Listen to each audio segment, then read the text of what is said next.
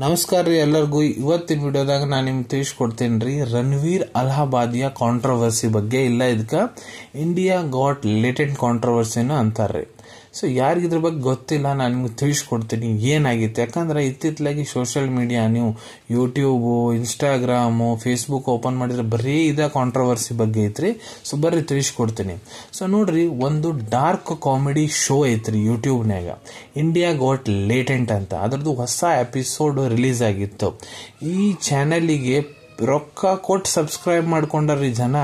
ಮತ್ತು special package ಬರ್ತೈತಲ್ಲ, ರೊಕ್ಕ ಕೊಟ್ಟು ಅದನ್ನ ತೊಗೊಂಡ್ರಿ ಹೊಸ ಹೊಸ ಎಪಿಸೋಡ್ಸ್ ನೋಡ್ಬೇಕಂತ. ಸೊ ಅದ್ರಾಗ ಹೊಸ ಎಪಿಸೋಡ್ ಏನು ರಿಲೀಸ್ ಆಗೈತೆ ನೋಡ್ರಿ, ಅದ್ರ ಬಗ್ಗೆ ಈ ಕಾಂಟ್ರವರ್ಸಿ ಐತ್ರಿ ಪೂರ್ತಿ. ಯಾರಿಗೆ ಗೊತ್ತಿಲ್ಲ ಇಂಡಿಯಾ ಗಾಟ್ ಲೇಟೆಂಟ್ ಅಂದ್ರೆ ಏನು ನೋಡ್ರಿ, ಇದು ಒಂದು ರೋಸ್ಟಿಂಗ್ ಶೋ ಅಂತ. ಸಮೀರ್ ರೈನಾ ಇದನ್ನ ನಡೆಸ್ಕೊಂಡು ಹೊಂಟಾರ್ರಿ.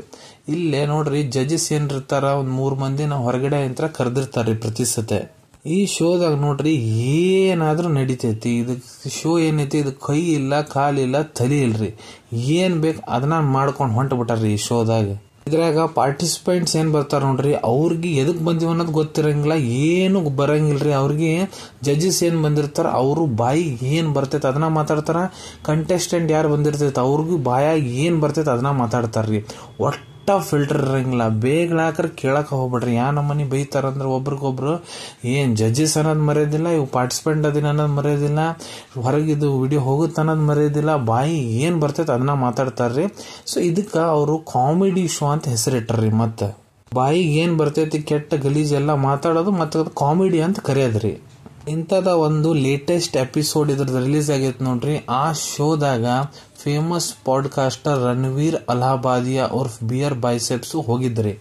ಅಲ್ಲಿ ಏನಾಗುತ್ತಪ್ಪ ಅಂದ್ರೆ ಒಂದು ಕಂಟೆಸ್ಟೆಂಟ್ ಬಂದಿರ್ತಾನ. ಅವ್ರಿಗೆ ಇವ ಮಹಾಪುರುಷ ಏನ್ ಕೇಳ್ತಾನಪ್ಪ ಅಂದ್ರ, ನಿಮ್ ತಂದೆ ತಾಯಿ ಮಾಡ್ಬೇಕಾದ್ರ ಯಾವಾಗಾದ್ರೂ ನೋಡಿನ, ಅದನ್ನ ನೋಡಿ ನೀ ಅದನ್ನ ನೋಡ್ಕೊಂತ ಇರ್ಬೇಕಂತೇನೋ, ಇಲ್ಲ ಅದ್ರ ನೀನು ಪಾರ್ಟಿಸಿಪೇಟ್ ಮಾಡ್ಬೇಕಂತೀಯ ಅಂತ ಕೇಳ್ತಾನ್ರಿ. ಮತ್ತು ಇನ್ನೊಂದು ಪಾರ್ಟಿಸಿಪೆಂಟ್ಸಿಗೆ ಏನಂತಾನಂದ್ರ, ನೀನು 2 ಕೋಟಿ ರೂಪಾಯಿ ಈಗ ನಾ ಚೆಕ್ ಬರ್ದು ಕೊಡ್ತೀನಿ, ನನ್ನ ಪ್ರೈವೇಟ್ ಪಾರ್ಟ್ ನೆಕ್ ಬಾನಿ ಅಂತ ಕರಿತಾನ್ರಿ. ಇಂಥವೆಲ್ಲ ಮಾತಾಡ್ತಾನ್ರಿ ಇವ ಫೇಮಸ್ ಪಾಡ್ಕಾಸ್ಟರ್ ಇವ. ಮತ್ತು ಇವ ಅಷ್ಟ ಅಲ್ರಿ, ಈ ಶೋ ಏನೈತೆ ನೋಡ್ರಿ 6 ತಿಂಗಳಲ್ಲಿಂತ ಹಿಂಗ ನಡ್ಕೊಂತ ಹೊಂಟು ಬಿಟ್ಟೈತ್ರಿ. ಆದ್ರೆ ಇದ್ರಾಗ ಏನಾಗೈತೆ ಅಂದ್ರೆ ಇವ ಎಲ್ಲಾ ಮಿತಿ ಮೀರಿ ಬಿಟ್ಟಾನ್ರಿ ಈ ಸತ್ಯ ರಣವೀರ್ ಅಲಹಾಬಾದಿಯ. ಏನ್ ತಿಳ್ಕೊಂಡು ಮಾತಾಡಾನೋ ಏನೋ ಗೊತ್ತಿಲ್ರಿ, ಬಾಯಿಗೆ ಏನ್ ಬರ್ತೈತೆ ಅದನ್ನ ಮಾತಾಡ್ಬಿಟ್ಟಾನ. ಇವ ಒಬ್ಬನ ಅಲ್ಲ, ಮತ್ತೊಬ್ಬ ಲೇಡಿ ಜಡ್ಜ್ ಕರೆದಿದ್ರಿ ಈ ಶೋದಾಗ ಅಪೂರ್ವ ಅಂತ, ದ ರೆಬಲ್ ಕಿಡ್ ಅಂತ. ಆಕಿ ಒಂದು ಕಂಟೆಸ್ಟೆಂಟ್ ಏನ್ ಕೇಳ್ತಾರ್ರಿ, ಗಂಡ್ಮಗವ ಕಂಟೆಸ್ಟೆಂಟ್, ಈ ಏನ್ ಹೆಣ್ಮಕ್ಳು ಏನೋ ಈಕಿ ಈ ಬಾಯಿಗೆ ಏನ್ ಬರ್ತೈತೆ ಅದನ್ನ ಮಾತಾಡ್ತಾಳ. ಆ ಕಂಟೆಸ್ಟೆಂಟ್ ಏನ್ ಕೇಳ್ತಾನ, ಹುಟ್ಟು ಮುಂದೆ ಎಲ್ಲಿಂತ್ರ ಬಂದಿ ನೋಡು, ಅದನ್ನ ಬರೇ ನಿಮ್ ತಾಯಿದ್ ಒಂದ ನೋಡಿ ಏನ್ ಮತ್ತೆ ಯಾರ್ದಾರ ನೋಡಿ ಅಂತ ಅವು ಬೇದ್ ಕೇಳ್ತಾಳ್ರಿ ಈಕಿ. ತಾನ ಒಂದ್ ಹೆಣ್ಣಾಗಿ ಇನ್ನೊಂದ್ ಹೆಣ್ಣದ ಬಗ್ಗೆ ಎಂತೆಂತ ಹೊಲಸು ಶಬ್ದ ಮಾತಾಡ್ತಾರ ನೋಡ್ರಿ ಇವರು.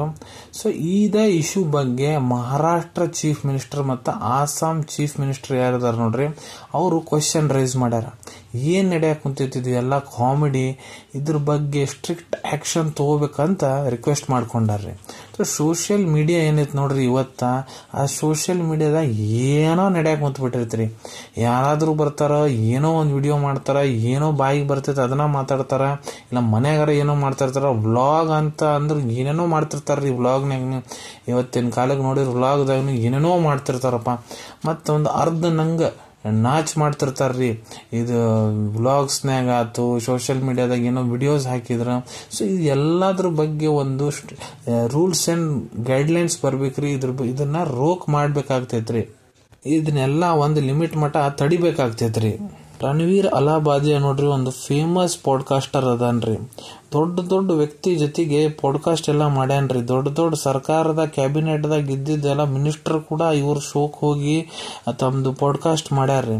ಅಂತ ವ್ಯಕ್ತಿ ಯಾರನ್ನ ಕೋಟ್ಯಾಂಗಟ್ಲೆ ಜನ ಫಾಲೋ ಮಾಡಕ್ ಕುಂತಾರ. ಸಣ್ಣ ಮಕ್ಕಳಿಂದ ಹಿಡ್ಕೊಂಡು ಮುದುಕರಾಗೋ ಮಟ್ಟ ಎಲ್ಲರೂ ಫಾಲೋ ಮಾಡ್ತಾರ್ರಿ ಇವಂಗ.